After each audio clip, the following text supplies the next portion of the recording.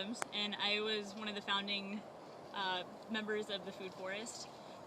I worked with like the core group to get it started and work with the administration and try and advertise and get support for the Food Forest. The beginning process was probably the hardest part. Manual labor is one thing, but trying to get all the students and administration on board to allow us to have a food forest here and getting them to trust that we're going to take care of it for the long term was very difficult. It took us years. And so originally I started a club called the Backyard Farmers, just so we could have meetings and I could get to know people that were interested in the project.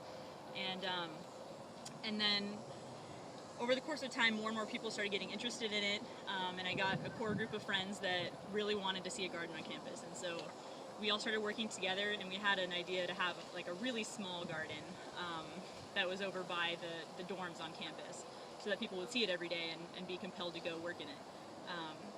But over time, the project was taken over by a lot of different people with a lot of different ideas about what should happen. And in the end, we had a half acre of land given to us to use and over $100,000 as a budget. And so it was a lot bigger than I had originally planned.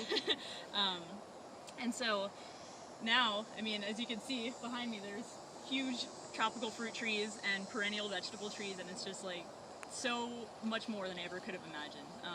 How long has it been since you've been back to the Food Forest? It was the summer of 2011, I believe, because it was right when I graduated that the bill got passed that we could have the Food Forest.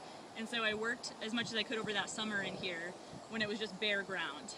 We came in and it was gravel, a gravel parking lot, so it was really packed down and it was not growing soil whatsoever. So from that gravel parking lot to this now, what are some of the things that stand out to you the most, that you're most surprised or happy with? I think one of the most surprising things is how fast it's grown. It's been a very quick process, and that's because we brought in a lot of plants that are meant to grow in soil that's not really that great. And so we put a bunch of compost and mulch down on this property, and so we brought these trees in that were already supposed to grow in bad soil. They just took off really fast because they had way more nutrients than they could ever need. And so everything has grown so quickly here and is already producing food within a couple of years, which is kind of unheard of for a lot of gardens. And so I think that the incorporation of the natives has been especially important too. That's something that's very different from traditional gardens, and it's something that has brought in a lot of pollinators, and it's helping to maintain a really good soil quality. And so it's amazing to see that. I think that's kind of been the key to the success of the Food Forest. Now that you've come back and seen it, what do you see from the future? I know that you helped started this project, so what do you see moving forward?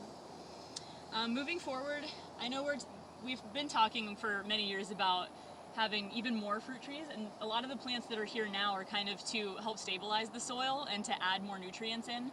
And so continuing onward, I can just see more fruit trees, more perennial vegetables, and just filling in any empty spaces we have.